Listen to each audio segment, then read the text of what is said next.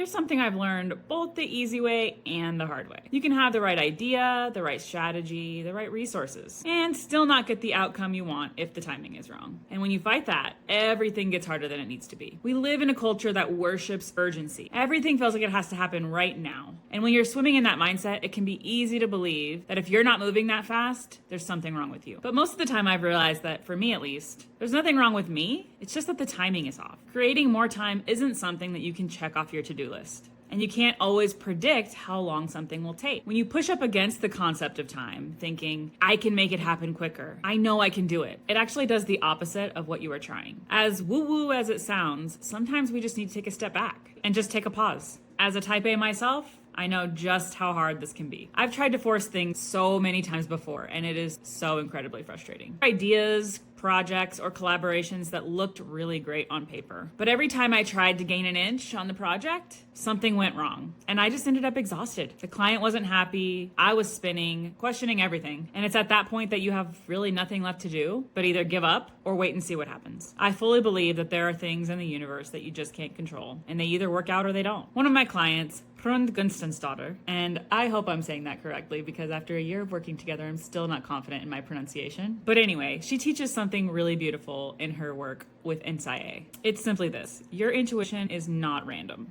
It's not magic either, but it's your instincts and your intellect talking to each other. And it's up to you to listen. You feel something in your gut, your brain looks at the context, and together they say, this makes a lot of sense right now. That's good timing. That's alignment. It's taken a lot of practice, but when I'm working with my clients, I do pay attention to this rhythm. If something feels like it has constant friction, it's usually one of these three things. Either the idea feels right, but the timing is wrong, or maybe the timing's right, but the approach needs to shift. Or we've got the timing and the alignment right, but the person just isn't ready yet. If you pay close enough attention, you can really feel the difference between resistance that's productive and resistance that's draining. And if you don't pay attention, there is a high cost. It drains your creativity, it muddles your decision making, and it makes everything feel like it's on fire when nothing actually is. Because you're fighting against a current that isn't meant to happen yet. And when you finally stop forcing and actually listen, things start to settle. You're not trying to win a race that doesn't exist. So here's my takeaway: slow down and listen. Pay attention to what feels like a grind and what feels aligned. Notice where your energy rises and where it sinks. You don't have to force your life or yourself or your business into a specific shape. You can only listen and adjust, and that comes from following the timing that actually supports you. And trust me, when you figure that out, some of your best work is going to come from that. I'd love to hear about your timing struggles in the comments. Have you ever been in a similar situation? And if so, what strategy did you use to get out of it? And what did you learn? Let me know.